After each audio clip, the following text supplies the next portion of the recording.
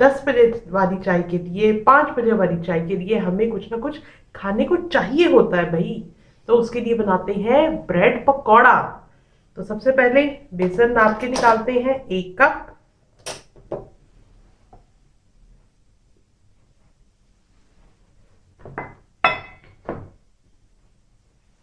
अब हम ये चाहते हैं कि जो हम ब्रेड पकौड़ा बनाए वो बहुत ज़्यादा ऑयली ऑयली इस तरह का ना हो कि खाने में बुरा लगे।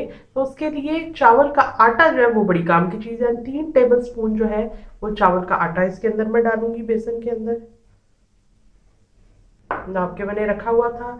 अब इसमें ये जो हम बेसन बनाएंगे जिससे हम अपनी ब्रेड की कोटिंग करेंगे, उसके अंदर नमक और लाल मिर्च पाउडर जाएगा। 1 चाय का चम्मच नमक और 1 भरा हुआ चाय का चम्मच लाल मिर्च पाउडर।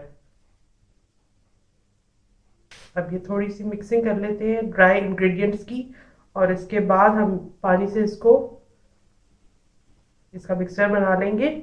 और बेसन का काम पहले करना इसलिए ज़रूरी है कि ये मिक्सचर बनाने के बाद इसको ½ एन आवर का स्टे देना ज़रूरी है बेसन को। चाहे हम पकौड़े बना रहे हो या ब्रेड पकौड़ा बना रहे हो, ये काम करना ज़रूरी है। इसलिए हम पहले बेसन को तैयार कर लेते हैं और बाकी का प्रोसेस इतनी देर में करेंगे। तो इस दौरान बेसन जो है वो ज़रा सेटल हो जाएगा। थोड़ा थोड़ा करके पानी डालें, ज़्यादा पतला नहीं होना चाहिए।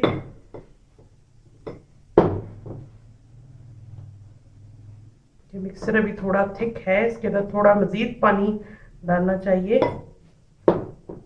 क्योंकि हम ब्रेड पकौड़ा के ऊपर बहुत ज़्यादा थिक सी लेयर नहीं बनाना चाहते। तो इसलिए इस मिक्सर को ज़रा पतला रखेंगे। ½ एन आवर के स्टे के बाद हम देख लेंगे कि बेसन की क्या कंडीशन है। बेसन को बैलेंस करने के लिए ये होता है कि अगर आपको महसूस हो कि ये आपसे पतला हो गया है तो थोड़ा सा बेसन, उसमें खुश्क बेसन ऐड कर ले, और अगर आपको लगे कि ये ज़्यादा थिक है, इसको पतला करने की ज़रूरत है, तो थोड़ा थोड़ा करके पानी ऐड करते जाए। इसको अच्छी तरह से फेंट लेना ज़रूरी है। बेसन को हम स्टे देंगे, एक तरफ रखेंगे, और अब हम काम करते हैं आलू के साथ। 2 ब्रेड के स्लाइसेस के दरमियान हम फिलिंग करेंगे आलू की। ½ किलो आलू ले लें या फिर ये समझ लें कि 5 दरमियाने साइज के आलू लेकर उसको आपने उबाल लेना है। उबालते हुए उसमें आपने 1 टीस्पून नमक डालना है और उसको इस तरह से मैश कर लेंगे। और उसके अंदर मज़ीद क्या चीज़ें ऐड होंगी, ये मसाला जात है, ये मैं आपको बता देती हूँ कि कौन सा कितनी मिकदार में।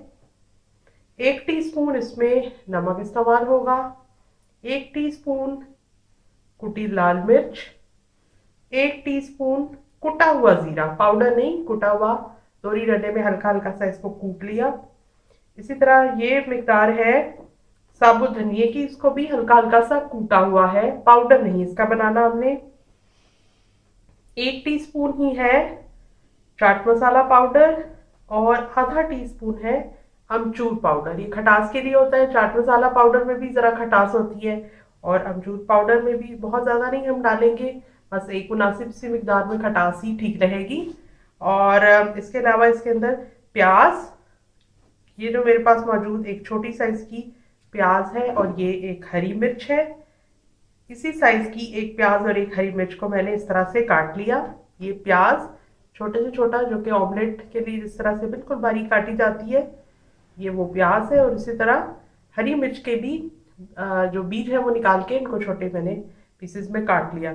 और ये तकरीबन 1/3 कप जो है हरा धनिया, ये भी इस आलू के अंदर जाएगा। तो आलू के अंदर लफ पहन के सबसे पहले तो मैं ये मसाला मिक्स करूंगी, और उसके बाद प्याज और हरी मिर्च भी इसमें शामिल होगा।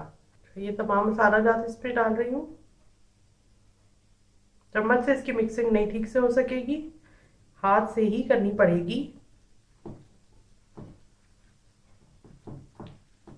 चलिए मसाला जात तो मिक्स हो गए, अब हरी मिर्च और प्याज भी डाल देती हूँ।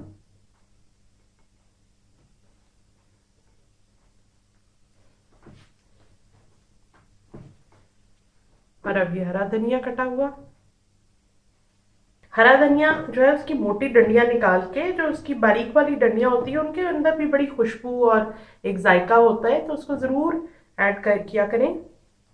कुछ लोग होते हैं सिर्फ और सिर्फ हरा धनिया के पत्ते ले लेते हैं और डंडियों को बिल्कुल अलहदा कर देते हैं। और फिर वो खुशबू नहीं आती जो कि डंडियों से मिलती है, बारीक बारीक डंडियों से। ब्रेड पकौड़ा में जो ब्रेड इस्तेमाल होगी, आप चाहें तो सिंपली उसके सिर्फ किनारे काट के और उसके अंदर आलू के मिक्सर की फिलिंग करके और बेसन उसके ऊपर कोट करके फ्राई कर सकते हैं। लेकिन अगर हम इनको खूबसूरत शेप्स में काट लें तो ये हमारा ब्रेड पकौड़ा खाने में भी स्पेशल बन जाएगा। तो उसके लिए आपको ये बिल्कुल कॉमनली अवेलेबल और सस्ते से इस तरह की शेप्स मिल जाएंगी, जिसको आप एक साइड इसकी जो है वो कुंद होती है, उसमें तेजी नहीं होती, और दूसरी साइड में तेजी होती है कि आराम से आप ब्रेड के ऊपर रखें तो वो वाली शेप बन जाती है। ये देखें, ये हार्ट शेप के 3 मेरे पास मौजूद हैं। इसी तरह ये फ्लावर शेप के भी मेरे पास 3 मौजूद हैं, और इन्हीं को इस्तेमाल करते हुए मैंने ब्रेड के ये शेप्स बनाई हैं। अब आप ये कहेंगे कि इससे तो हमारी ब्रेड वेस्ट होती है, लेकिन ब्रेड को वेस्ट होने से मैंने कैसे बचाया वो भी मैं आपके सामने करके दिखाऊंगी, तो फिर आपको समझ में आएगा।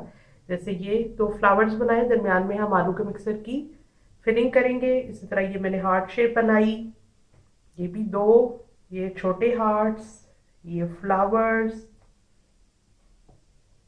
तो ये बड़े फन और बड़े इंटरेस्टिंग लगते हैं। ये भी हार्ट, ये भी हार्ट की एक और शेप, ये भी हार्ट का एक और साइज। ये सारे इन्हीं की मदद से मैंने बनाए हैं। और आप चाहे अगर आपके पास ये कटिंग के लिए ये चीज़ें मौजूद ना हो तो आप सिंपली ऐसा भी कर सकते हैं कि एक ब्रेड के किनारे काट के और उसको इस तरह से ट्रायंगल बना लिया।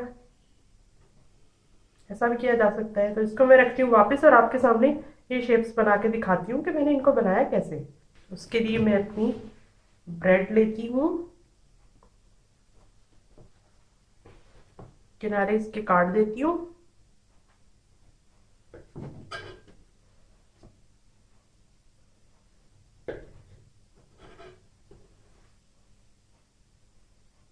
आपका जी चाहता है आप बेशक इसके किनारे ना निकालें, क्योंकि बेसन के मिक्सर में इससे कोट तो होना ही है, किनारे तो आपके नज़र नहीं आएंगे।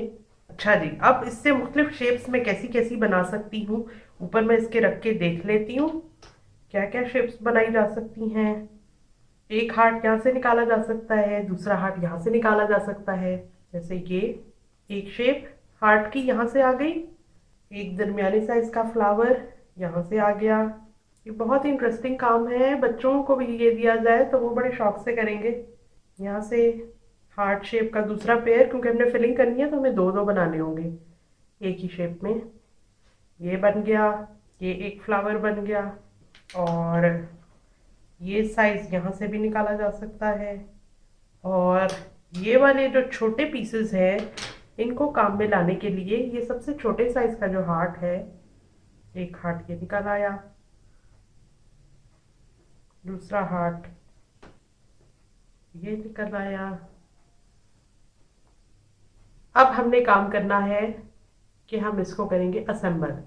ये ब्रेड स्लाइसेस के ऊपर आलू का मिक्सचर, और साथ ही हम ये करते हैं कि अब हमने चूँकि फ्राई करना है तो ऑयल के लिए कढ़ाई को भी, जिसमें ऑयल मौजूद है, डीप फ्राइंग के लिए ऑन कर देते हैं। ये जो आलू का मिक्सर है ये आपके फ्रिज में मौजूद हो, ब्रेड के अंदर आप फिट करें, बेसन घोल लें, फटाफट किसी भी वक्त बना लें। ये काम तो हो गया फिलिंग का। बाकी की ब्रेड को भी ये सारे मैंने बना लिए थे, यहाँ मौजूद है। ऊपर से ऊपर वाली कैप गिर गई है क्योंकि बहुत छोटे थे। ये वो वाले हैं जिनको मैंने ब्रेड को वेस्ट होने से बचाने के लिए बनाया था, तो ये छोटू छोटू से है। तो अब हम देखते हैं कि बेसन की क्या हाल चाल है और इसको कितना पतला करने की ज़रूरत है। ये ज़्यादा थिक है, इसके अंदर मैं पानी डालूंगी ताकि ब्रेड के ऊपर एक पतली कोटिंग हो। अब देख लें इसकी क्या थिकनेस है, थोड़ा सा और पानी, इतना ही करना काफ़ी है। ऑयल भी साथ साथ गर्म हो रहा है, ये रनी किस्म का है, बहुत थिक नहीं है। मैंने अच्छी तरह से कोट कर दिया है ताकि एक्सेस जो है वो निकल जाए, और गर्म ऑयल के अंदर इसको डाल देती हूँ। साइडें कोट करेंगे ताकि मिक्सचर हमारा बाहर ना निकले।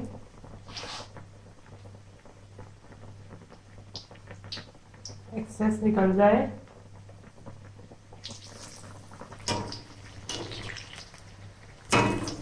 पकौड़े की तरह ही हमने ये कोशिश करनी है कि बेसन को भी पकना चाहिए। राइट हैंड में मैंने ग्लव पहना हुआ है, उल्टे हाथ से कर रही हूँ, इसलिए मुश्किलों से कर रही हूँ। ये फ्लावर वाला सबसे पहले डाला था, इसको निकाल लेती हूँ। ये हो चुका, हाथ वाला भी हो चुका। पकौड़ा बनकर तैयार हो गया है, बहुत ही टेस्टी बना है। इसी तरह की जबरदस्त रेसिपीज देखते रहने के लिए किचन 123 को लाइक करें, सब्सक्राइब करें और बेल बटन को प्रेस कर दें ताकि आपकी कोई अच्छी वाली वीडियो मिस ना हो जाए। ये ब्रेड पकौड़ा चूंकि स्पाइसी है, इसलिए इसको हम किसी स्पाइसी किस्म की चटनी के बजाय पुदीने वाले रायते के साथ अगर पेश करें तो ये एक ज़्यादा अच्छा कॉम्बिनेशन होगा, जो कि दही वाला रायता होता है और मिर्च को वो बैलेंस कर देता है। चाय बनाएं और एंजॉय करें। मैं कल मिलती हूँ एक और कमाल की रेसिपी के साथ।